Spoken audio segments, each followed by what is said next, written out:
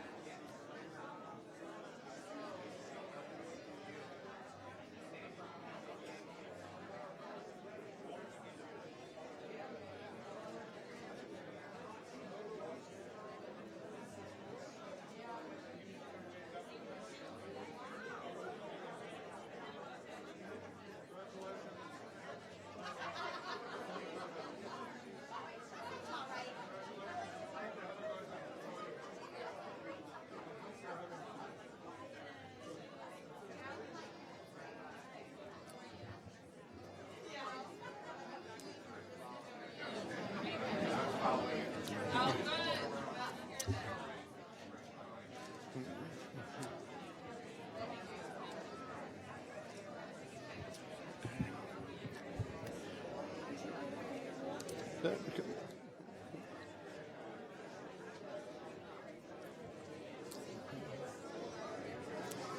you, Sherry Cushman is here.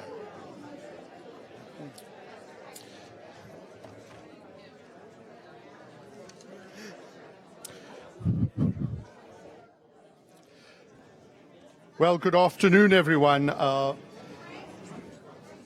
My name is Dr. Saul Levin. I'm the CEO Medical Director of the American Psychiatric Association, and I'm thrilled to welcome you today here as we celebrate the grand opening of our new Washington, D.C. headquarters of the American Psychiatric Association. Our program today is full of people who played a huge part in securing our move to the Wharf, and we are sure to play a big part in the future with us in the District of Columbia. Before I begin, I want to take a moment to thank each and every one of you in attendance here today as we celebrate this great day of our opening the building. Thank you for your time, your attention, and above all, your continued support of the American Psychiatric Association. With that, it is my honor to introduce the Honorable Muriel E. Bowser, Mayor of the District of Columbia. Mayor Bowser is Washington, D.C.'s 7th elected mayor and a lifelong community advocate in the city. I had the pleasure of working with her when I was the head of the Department of Health here in D.C., and she was the Ward 4 City Councilwoman. Truly amazing. Thank you, Mayor, for all the work you've done.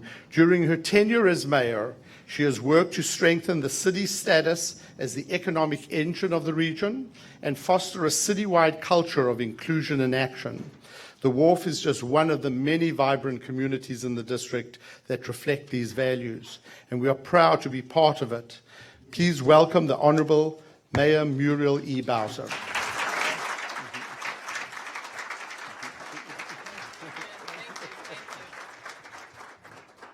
Well, hello, everybody. I am really delighted to be here and be at the Wharf. I know that you're here for meetings, but I do hope that you'll have an opportunity to enjoy our beautiful Wharf. I have been over the last 3 years to various groundbreakings, bottoming outs, lightings, grand openings, because it's really that much going on in activity here at the waterfront. I like to say that is infrequently that one can create real estate in the District of Columbia, or anywhere for that matter. But we've managed to reclaim some real estate in Washington, D.C. And when you go out into the Wharf, you'll see wonderful piers that jut out into our Potomac River, and just activity that we're extremely proud of.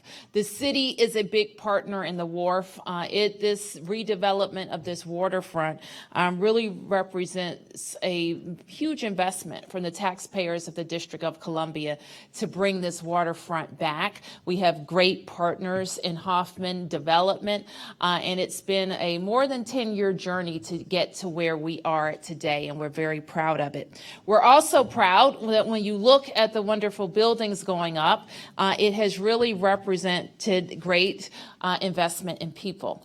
And the people who worked on the projects, built the projects, and now the people who live here. And because of the city's wonderful investment, we can look at a quarter of the units and know that they're below market rate units, and they're affordable housing right here in Washington, D.C. And we're very proud of that, too. But the wonderful thing about this development is it's a mix of uses. So restaurants and entertainment options and residences and places where people work. And I was here with Saul and Monty some months back when you became, the American Psychiatric Association became the very first office tenant for the Wharf. And so we want to thank you for getting in with us early. As they say in my business, early money is like yeast. You know that? The Emily's List made that famous. So the first tenants bring on the rest of the tenants. And so we want to thank you for your investment. I also want to recognize Dr. Tanya Royster, who leads the district's Department of Behavioral Health, who is here in the front. Tanya, thank you for your leadership. your colleague and a great member of my cabinet. So you're investing in the wharf, bringing 200 jobs to our area is exciting, but certainly the work that you do each and every day to make sure that Washingtonians and our fellow Americans have the best of your thinking so that we can have a healthier, safer, stronger city. I really appreciate that work and know that we'll be partners to you now that you're our DC neighbor. We have, over the last 3 years, made it our business for DC to be a better place to do business and for this to be a great neighborhood where people can access easily and enjoy Washington, DC. Thank you very much. And so I hope that you will join me as I just present a memento of my congratulations today for you to display at your offices on behalf of all of us in the district.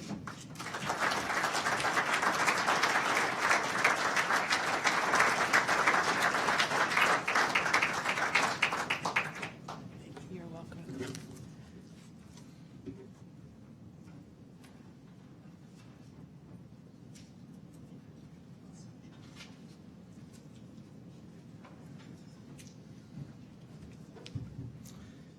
Thank you, Mayor Bowser. It's a pleasure to see also your Director of Behavioral Health, Tanya Royster, who's a longtime member of the American Psychiatric Association and a good friend. You made a truly great choice in choosing her to head up the Behavioral Health Department here, so thank you.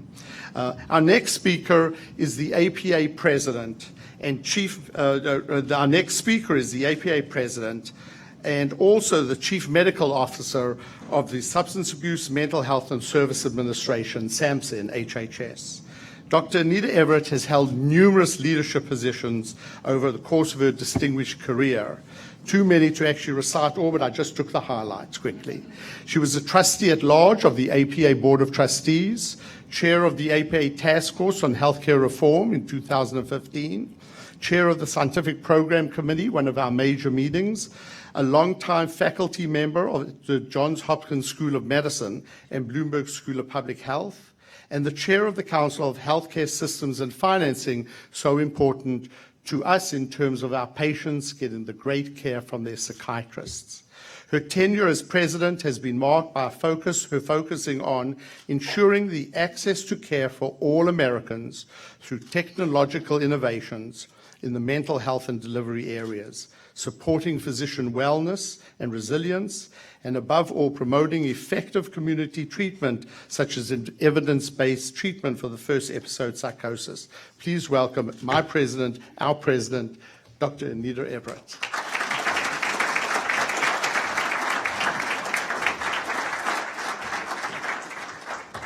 So, thank you very much, and thanks to everybody for coming to help us celebrate this really wonderful day for us. Today we do celebrate a new day and a new chapter in the 174 and a half years of the history of American Psychiatric Association. 174 and a half years. That makes us one of the oldest institutions or professional organizations in the entire country and maybe the world. Saul and I have had a bit of a running debate about whether or not we're the largest psychiatric organization in the world, but Saul insists on that we are. So this is a very important. So okay, I realize that we have people here who may disagree with that, but that's okay. That's okay. A gentleman from India who happens to be president of the world. The world is psychiatric. Anyway. All right, so one of the unexpected delights of my year as president has been to have received this book that I carried with me today. It came from Dr. David Nathan in Princeton, New Jersey, and I was very proud to have this book, and I want to read a little bit from it. It's called Dr. Kirkbride and His Mental Hospital, written by Dr. Earl Bond, and it was written 71 years ago, so in the 1940s. And the chapter that I want to read from is chapter 14, and it's called The Association and Dorothea Dix. I'm not going to read the whole chapter, don't worry, just a little bit, a few excerpts from it. So the year 1844 was a red letter period for the young superintendent. In the course of that year, he became closely linked in personal and professional relationships with 12 men outside of Pennsylvania who carried on the same work that absorbed him. Also, he met and began a friendship with one woman, a spinster from Boston, who did more to help the insane than any 1,000 men. These men were physicians in charge of hospitals for the insane. In the deplorable conditions that for these patients throughout the United States, they showed what could and should be done. Their leader at this time was Dr. Samuel Woodward, who partnered with Dr. James Stribling from Virginia, and they together were invited for dinner in Philadelphia at Dr. Kirkbride's house. This historic dinner resulted in the historic founding meeting the next day at Jones Hospital in Philadelphia of the Association of the Medical Superintendents of the American Institutions for the Insane, which later became the American Psychiatric Association. That happened almost to the day 174 and a half years ago. Later, the comments go on to read, they made a remarkable group. The average ability of the American Psychiatric Association has never been so high since. So we sort of debate that, but that was sort of their opinion at the time. These men were alive with energy of great vitality, force, and abounding humanity. Together, they tried to formulate their specialty into an integrated whole. They eagerly strove to collect the facts and to use them to benefit their stricken fellow men. I think that's a really great description of the beginning of our organization, and wanted to sort of remind us of our roots, as many of you in this group have sort of taught me the value of when you have a chance to speak, telling a story or sort of talking about part of the roots that brought us to where we are today. So all of us that are in this room, I know this is a room of great thinkers, great leaders in the field, many of whom have influenced all of us here. And all of us have reputations of one sort or another. For the good or for the bad, I'm developing a reputation of writing bad poems at our board dinners. And so at the urging, again, of Saul, now I don't know if Saul's a troublemaker or if he's really like a friend. I can't figure that out quite yet. But at the urging of Saul, I brought a bad poem for you there. And you know, we psychiatrists, we're a bit of a competitive lot. And so at the end of the last board meeting, which might be my second or third bad poem that I sort of wrote as a toast, or in lieu of a toast, someone says to me, do a rap next time.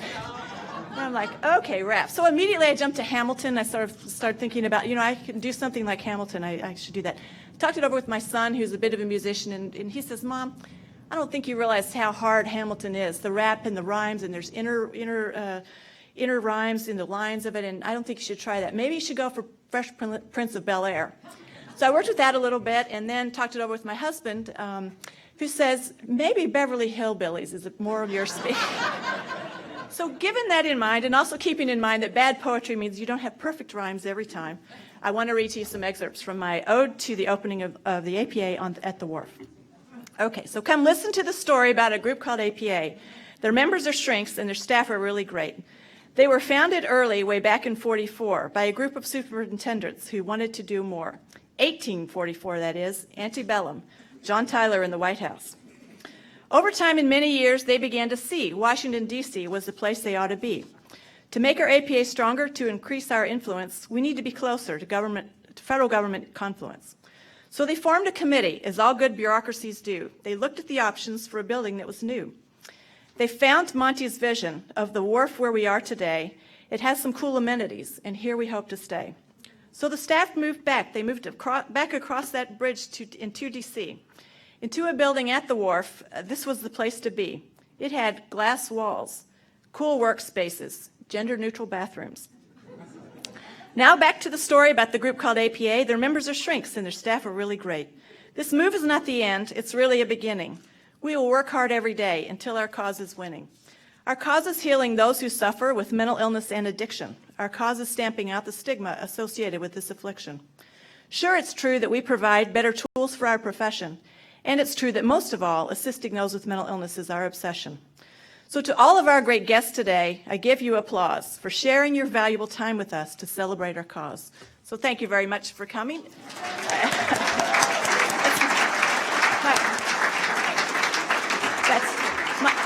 My bad poem, so thank you for that.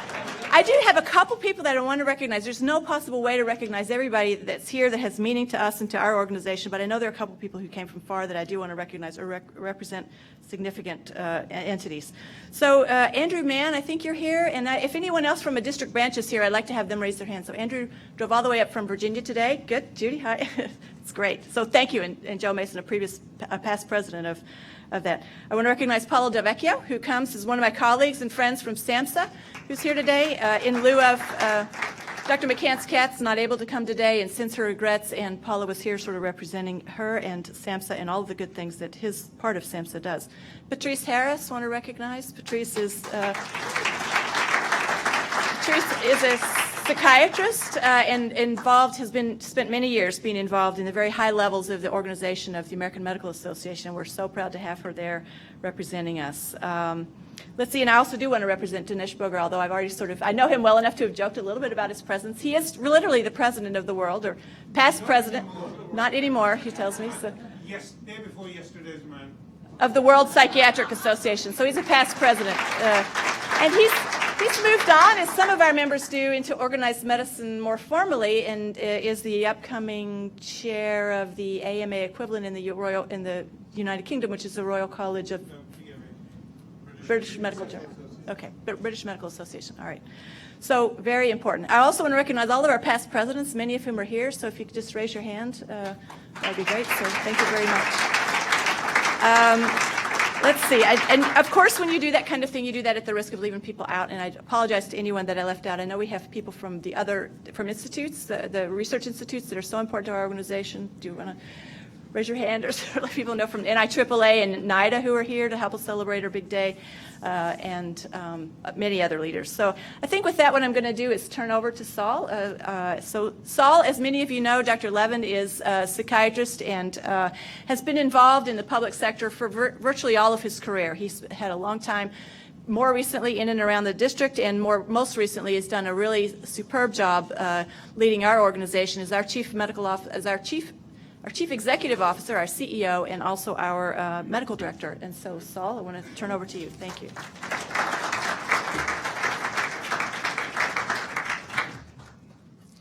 Thank you, Dr. Everett. Another skill we now see as a great poet. And everyone she does gets great laughs, good rhythm, and I've got to give her another applause on it. So thank you. After more than 16 years away from D.C., we sold our building at 14th and K Street. We are thrilled to be back here in the district, minutes away from our center of our nation's government. In our new Washington home here in D.C., the APA is perfectly poised to once again claim its position as the psychiatric medical leaders for mind, brain, and body. The APA has had the distinction, as we said, of being the oldest medical society in the U.S., formed in 1844 as the Association of Medical Superintendents of American Institutions for the Insane. Luckily, there was a name change a few decades later. Although the language has changed, the mission essentially has remained the same. And I went back, like Anita, she taught me well, go back, look at the history, and I do have to say some of these historians, Larry Hartman, Steve Sharfstein sort of taught me, so go back and look. So I went back and I looked at what were the objectives of the association members when they were first founded. And they were to always put the patient first, to communicate their research and treatment advances to each other, to cooperate in collecting statistical information related to mental illness.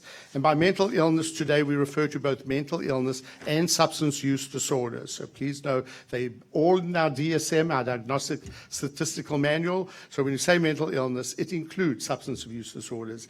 And also, they said, to assist each other in improving the treatment for those with mental illness and begin the practice of evidence-based mental health.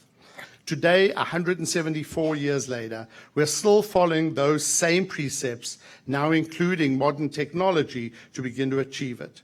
First, the first mental health registry called PsychPro here at the APA to collect treatment and outcome data, ensuring better patient care. And many of our practitioners, from solo practice to small systems to large hospital systems to governments, and I'm going to be coming to Tanya as well to say, let's begin to do what had been our hope, and we had spoken about it years ago, as to how do we collect great data on our substance abuse mental health patients as related to all the primary care illnesses that they have in the district, the registry. And second, advancing the profession and fostering collaboration among our members and our colleagues in the mental health, surgical, and primary care fields. In this building, there are many amenities, not the least of which is the access to this beautiful new development, the Wharf. or the modern workspaces where staff come together and collaborate on projects in a light-drenched space with magnificent views. We have also some of the best views of the Potomac and the Capitol. One major benefit of APA moving to the space is the close proximity to our lawmakers in the Congress, policymakers in the various federal agencies, including HHS, and access to our partners in healthcare, many of them who are represented here today. The closeness will be extremely beneficial as we all continue to increase our role in advocating for our members and their patients on the Hill and building better partnerships with all the allied health organizations. As we move to the future, we also made sure to preserve APA's rich history as well. All around the offices, and we hope you're going to take, at the reception, go to the 3 floors, 9th, 10th, and 11th. You can view the wall murals that really recount APA's history and the history of psychiatry in America. But please make sure to also visit the rare books collection on the 10th floor, where some of the APA's historical treasures are in display, such as the page of a Gutenberg Bible, books dating back to the 1700s on witchcraft, where those with mental illness were often called witches.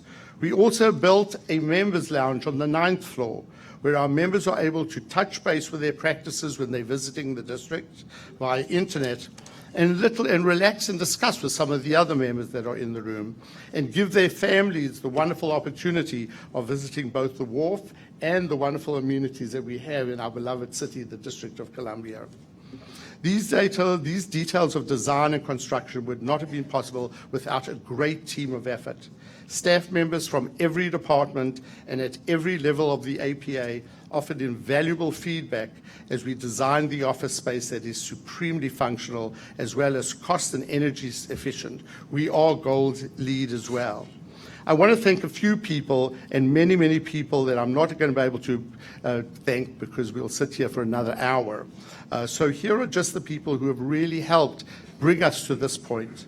First and foremost, the Board of Trustees of the APA, currently be led by Dr. Anita Everett, our president, for their guidance and vision and willing to put their money down in order to say, let's move back into the district, let's find a home, a permanent home for us here in the district.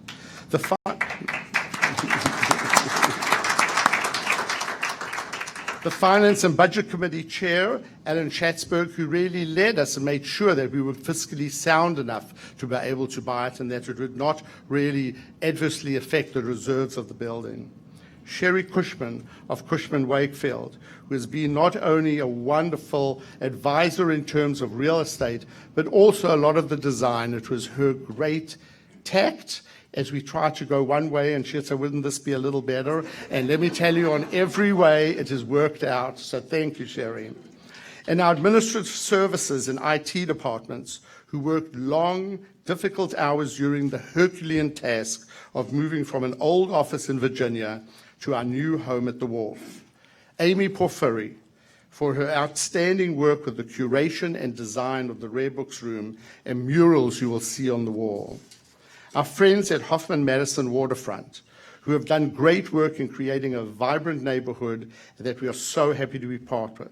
Monty Hoffman is the founder and CEO, Mark Dorrigan, his president, Tom Eichler, his chief investment officer, and Amir Hammer, the chairman of the Madison Marquette. The Assistant Secretary for Mental Health, Dr. Eleanor McKenskatz, as you heard, couldn't be here. But she is one of our long-term members as well, an expert in addictions. And she is clearly now one of our leaders in this nation as we move forward to what is going to be the health system developing in this country. The APA Foundation, led by Executive Director Dan Gillison, the Building Committee, led by Frank Brown, RAND Construction, represented by Linda Rabbit and her team, OTJ, represented by Preeti Reedy, and also the architect, and Clear Real Estate Solutions, presented by Kathy Osborne and Chip Rano. MOI Furniture, represented by Chris Graves, and Robert Ortiz for his wonderful consultation and design on the furniture. I'm grateful that APA has had the opportunity to once again put down roots in such a bright part of the city, and I really believe that this office will come to be a kind of retreat for our members as they visit here. To everyone who had a hand in making this day a reality, thank you. I sincerely welcome you back to the new home of the American Psychiatric Association. And now, Tanya, I'm going to go off script.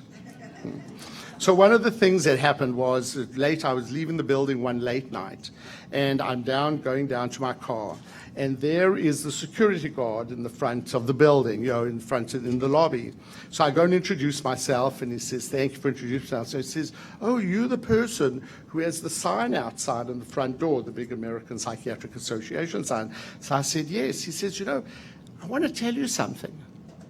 People come by, they stop, they look at it, and the next thing, they're taking photographs next to it. He says it is truly unbelievable that you have these beautiful views of the monument, of the water, of the city, that they are standing there taking mental health. And today, as we face, clearly the battle for ensuring that every person with mental illness and substance use disorder should get good access, good treatment, and have the ability to live healthy lives in the country.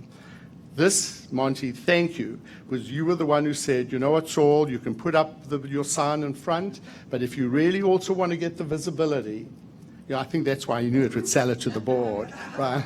We're going to put it on the side of the building that would be lit up at night, so everyone, day or night, will begin to see the American Psychiatric Association is here, back in the capital and back in our beloved city. Thank you very much. At this time, I'd like to introduce Dr. Teresa Moscone, Speaker of the Assembly, the American Psychiatric Association Assembly. Dr. Moscone's specialty is addiction psychiatry, and she divides her time between clinical practice, teaching, and clinical research at Rutgers University. She's a distinguished fellow of the APA and is actively involved in both the regional and national levels. Dr. Moscone has served on the Educational Advisory Board of Clinical Psychiatry News and on the Executive Board of the American Society of Hispanic Psychiatrists. She's a passionate advocate for our patients and our profession. She's one of our most dedicated members and leaders. Please welcome Dr. Teresa Moscone.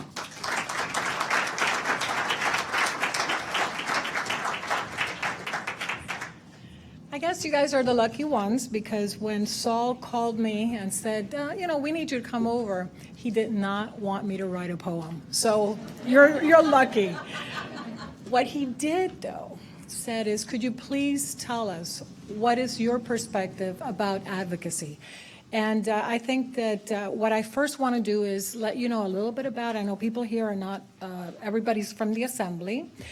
So I wanted to give you a perspective of what the Assembly is. So as the Speaker of the Assembly, what I do is I preside over an incredible, vibrant, professionals that come together, and we are trying to at all times be on the lookout for what can we do to advance the profession. What can we do to help our patients, their families? How is it that we're going to be educating people so that they know what it is to have a psychiatric and substance use disorder, but be able to have a good life? And by the way, those of you of the Assembly, shout out. Can I have a hands? A lot of you. Thank you for joining. I appreciate that. So the Assembly represents and serves the needs of district branches and state associations, and they recommend also actions to the Board of Trustees. So it's a very bidirectional communication. We are grassroots network. We represent a wide range of voices and ideas from psychiatrists from all walks of life. So we have people in the Assembly that are residents, fellows, early career psychiatrists, minority and underrepresented. We also have representatives from allied organizations. So what we do is that we then come together, and we want to make sure that we now bring to Congress the things that we need to advance, again, the profession and what we need to do for our patients. So as a member of the American Psychiatric Association, I've been a member for 28 years. I am so proud today, because this is just a culmination of what we know that the APA does. We labor energetically, continuously, to enable the voices of our members, of our patients, and their families to be heard. The APA has played a vital role in helping psychiatrists just like me to participate in the legislative process by advocating for mental health needs and the rights both here in Washington, D.C. and across state legislations throughout the nation. As a practicing psychiatrist, I provide care to minority and underserved populations with individuals diagnosed with serious mental illness. And the APA has absolutely guided and supported my personal commitment to advocacy. Proper allocation of resources for much needed psychiatric services is critical for us. Advocating to reduce stigma, advocating to reduce the morbidity and mortality, because as you know, our patients are dying 25 years earlier than the general population. So we need to give them back that time. This past fall, and this is where Saul said, please give us something of what you're doing. This past fall, the APA and 5 other frontline physician groups sponsored a meeting so that we could meet with members of Congress for critical health issues. I was one of 6 medical representatives, and we were urging the Congress to strive for bipartisan solution to strengthen and improve the health insurance market, for instance. We wanted to include, of course, executing open enrollment at a fair and in good faith manner. As an advocate group, what I noticed as I was sitting across senators and congressmen is that we really were stressing that access for treatment for mental health and substance use disorder. And of course, we wanted to make sure that these are things that will still be counted as essential health benefits. We called the senators to take immediate action at the time to enact the 5-year extension of funding the CHIP, which is the Children's Health Insurance, and in order to continue and ongoing the access to crucial and affordable comprehensive coverage options for millions of children and pregnant women. What a wonderful labor. And the APA and all of you sitting here, that's what we do. And that's the voice. And it's a privilege to be doing this. One thing as a personal item, and this is something also that the APA encourages for us to also take our individual passion and bring it to the forefront. As a Puerto Rican psychiatrist, I was able to highlight at that forum the humanitarian crisis confronting Puerto Rico at the aftermath of Hurricane Maria, specifically the mental health disorders that might be a related repercussion of what happened in Puerto Rico. We were able to discuss how experiencing disasters related to climate and weather can cause significant distress and contribute to the emergence of more serious mental disorders. So as we were going to Congress, our voice was heard, not only for the public in general, but this was something that was happening. It was very opportune, and we were able to bring it forth too. So thank you, APA, for allowing us for that. So I strongly believe that being steps away from the Capitol Hill will facilitate our roles of advocates and going forward and calling the attention to measure and reduce stigma and to be able to access integrated mental health for all. And thank you all, because this is your job, your labor. Thank you.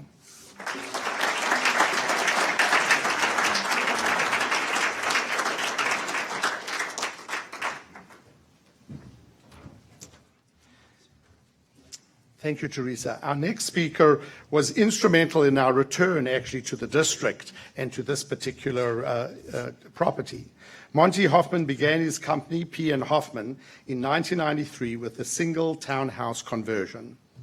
He has since become a force in the real estate development market, whereby he has developed so many townhouse condos that in some ways, if you see P.N. Hoffman, you know you're going to get really a good property, that is really something that's going to be both state-of-the-art and also wonderful to live in. Dr. Hoffman also has become, through his considerable experience and attention to detail and willingness to go the extra mile, made the huge task of our move to the wharf that much easier. We are truly proud to be a partner with him at the waterfront community he has developed here. Monty, thank you, thank you, thank you, and please come up and tell us a bit about your wonderful vision of the place.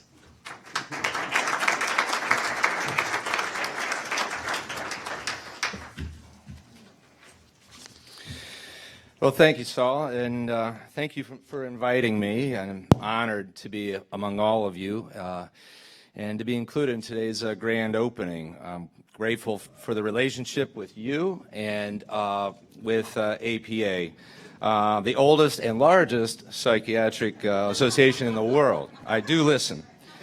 Given today's complexities of life, APA's mission is more important than ever. And I'm just so proud that you're part of the Wharf waterfront community. And it's fitting that you're back home here in the nation's capital. So welcome to your new home. I was able to take a tour just a little while ago at the office spaces, and they're breathtaking. I look forward to actually doing a little bit more touring after this. But not only is your office a jewel, but you're part of the Wharf environment and a neighborhood that's intended to improve operational efficiency and enhance your life. For instance, you can get to the airport or to Union Station in less than 10 minutes from this location. We're right in the middle, actually. And we have 3 hotels, and we'll be adding a 4th in Phase 2. We'll have about 20 restaurants, not all open yet, but by the end of the summer we will, and as well as cafes and bookstore. We are opening a daycare across the street about a year from now. We have recreation and fitness choices. We have sport venues within walking distance. You can walk to Nats Park from here. You can go to the DC United that'll be finishing up this summer. And of course, Capital One Center is just up 7th Street. Across the street, of course, there's Arena Stage, and so you can go to a play there. And I've heard several references to lobbying and Capitol Hill. So the Rayburn building is within about 7 or 8 minutes. I've been there quite often, actually, in building the project, so it's very close. Of course, the National Mall is within walking distance. So notice I haven't even mentioned the water. People haven't thought of Washington, D.C. as a waterfront city, even though we have 26 miles of shoreline. And the Potomac River really is Washington, D.C.'s greatest natural resource. So we're embracing the river, and we're connecting Virginia, Maryland, and D.C. So right now we have water taxi service that goes to Old Town Alexandria, goes to National Harbor, goes to the Yards, and goes to Georgetown and here. And we are working on more connections in the future. And aside from connecting places and people, there's something magical about the water. Water calms us. Maybe somebody can explain that to me here, why that's so. I don't know. But people behave differently around the water, and I want to prove a point. How many people here have boats or have been on a boat lately? Well, majority. When you pass another boat on the water, what do? You wave. Now, when you're in a car, and you pass another car, what do? You might honk your horn. You're probably not waving. You may not even be smiling. You know, I can't explain any of this. I just look at the outcome. And so water is magic, putting all people together. Anyway, Saul understood this from the very beginning. And it's easy today to say, well, gee, this is a great location. Of course it'll work. But he saw this 3 years ago. And I got to credit Saul for being a leader and a visionary with courage to position APA to the future. And I have to say, from the first time I met Saul, I was struck by his passion. He asked so many questions, and nobody asked as many questions as him. And in fact, he came to the construction site more than anybody else, and he is the only non-construction or construction manager person that actually has a hard hat. In fact, I thought I would, on my way out, Saul, could you come up here? Could I present this to you? It's not a proclamation from the mayor or anything like that, but it.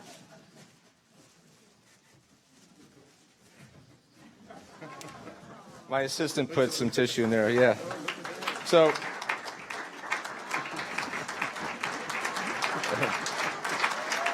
This was Saul's hard hat. That is your hard hat. It has your name on it, and it's been on my shelf ever since, so I figured it's yours anyway. So it was, he understood that the wharf was not about shiny new buildings. It's about bringing people together. And to that end, the APA is a great fit. So welcome to the wharf. May you enjoy all the attributes of this community, and most of all, may you prosper. Thank you.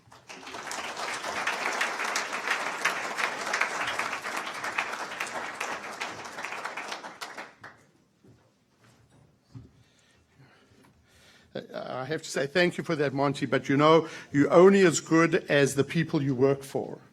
And I have to say the executive committee that's sitting in front here, starting with Paul Summergrad, who was the president of the board at the time when this decision was made, going all the way to Maria Kendo. I know I'm going to Renee Binder, who I know is flying in from DC, to many of some of the board members sitting in this room right here. Jeff Geller, I know I'm going to miss people, so forgive me on this. I know Jeff Geller was originally on the board, Jeff Akaka, and Jenny Ewer and Mindy were also on the board. I really want to thank you all. It was your vision that saw what my vision was, to say, okay, so we'll actually take the chance and spend the money, and I appreciate that. But the other thing about Monty, I just have to say, is so when he's telling me about all these water taxis going on, he knows that one of the things is I think about, well, what will my membership think about that? And I said, well, Monty, there's just one of there. Can't you get them to go to Reagan National? Because just think of if you could get off at Reagan National or Washington National Airport, as the DC people like to call it, if you get off your plane and are able to catch the water taxi directly here to the hotel and to the building. And he said, well, Saul, that may be a little hard, but you know what, I'll see. And, 3 months go by and I'm popping into him again. He doesn't say anything about it, so I leave saying, well, obviously it was a dumb idea. And about 6 months later, he comes back to me and said, Saul, I just wanted to let you know, we have gone and we are in negotiations. Obviously, it's going to be complicated. It's going to be taking time to get there. So thank you, Monty. It was, we were good partners together. And trust me, I used to call him up at all hours of the day and the night to say, Monty, why aren't we going fast enough? I've got it at least in the other building that's about empty. And I'd say, Saul, we will get you there on time, if not before. And he did. So thank you on that. Our last speaker, I promise, is a wonderful person who many of you have worked with, and I hope that many more will work with, and that is Dan Gillison, who joined the American Psychiatric Association Foundation as our philanthropic arm as their executive director in June 2016. He joined us from the National Association of Counties, NACO, where he had an excellent track record of overseeing outreach development as well as various programs and grant-based initiatives. He has continued that fine work with the APAF. Under his leadership, the Foundation's fundraising efforts have enjoyed increased growth, raising critical funds for such as disaster preparedness, programs like Typical or Trouble that reach out to schools as to how to identify someone who is in trouble in terms of normal behavior, development behavior, or abnormal behavior in the trouble.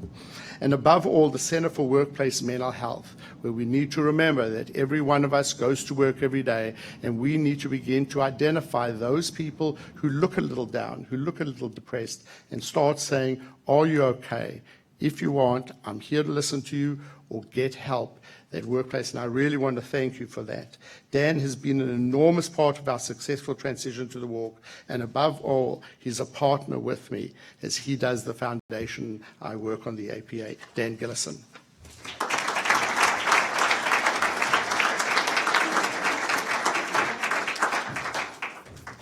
Good afternoon. I think I am the last speaker between you and the reception and the tour, so I'll try to be brief. Is everybody doing okay? All right, very good. So I want to thank Dr. Levin, and I also want to thank Monty real quick because I am a native Washingtonian. I grew up in Northeast Washington, and I can tell you I know what the wharf looked like in the 60s and the 70s, and it is wonderful to see what it looks like now, so thank you. On behalf of the American Psychiatric Association and our board of directors who are here among us, as we have just finished a two-day board meeting, I would like to welcome all of you here in person and those listening and watching to our grand opening. I would also like to thank our foundation officers, our treasurer, Dr. Louis Krause, our secretary, Dr. Owen Garrett, and our board chair, Dr. Saul Levin. Before I move on with my comments, could I have our board raise their hands so we could all see who you are? Thank you.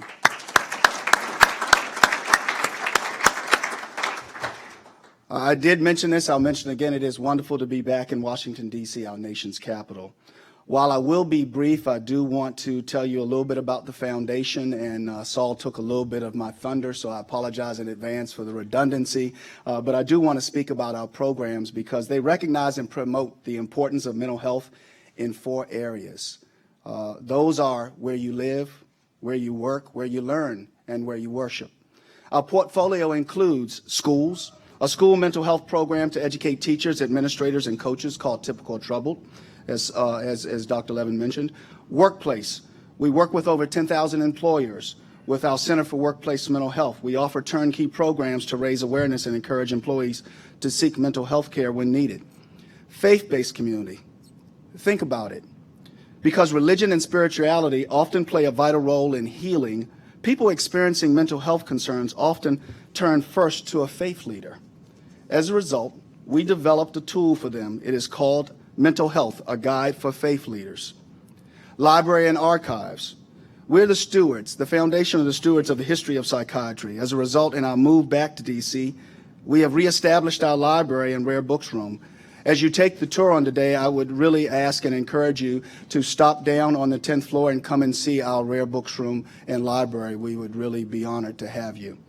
Justice. In partnership with the Council for State Governments and the National Association of Counties, we're involved in a national initiative called Stepping Up. This looks at the over-criminalization of the mentally ill in our justice system. Fellowships and awards. We financially support psychiatric residents and early career psychiatrists. One way we do this is with 25 awards. The other way is with 8 fellowships. These fellowships result in between 100 to 102 fellows every year. Helping Hands grants to medical students who are providing impactful programs in their communities. Research and clinical training round out our portfolio. Now, as the executive director of the foundation, it would be remiss of me if I didn't give you a call to action, so this is my closing comments to you. We're looking every day to make a difference. And if you would like to financially help us do that, please see us while you are here or go to our website and look for the donate button. Your contribution will be greatly appreciated. What we would like you to remember is that when you make a gift to the foundation, you make an investment to improve the lives of those impacted by mental illness. In closing, thank you for what you do, and it's an honor to represent you as the executive director of the foundation. And it is a pleasure to be with you all today. Dr. Levin.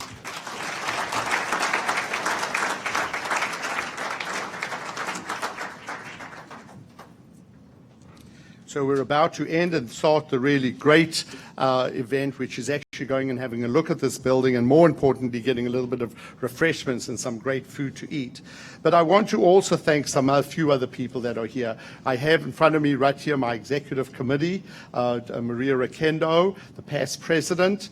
I have Bruce Schwartz, our current treasurer, and is the soon-to-be president-elect, but after May will then become the president-elect.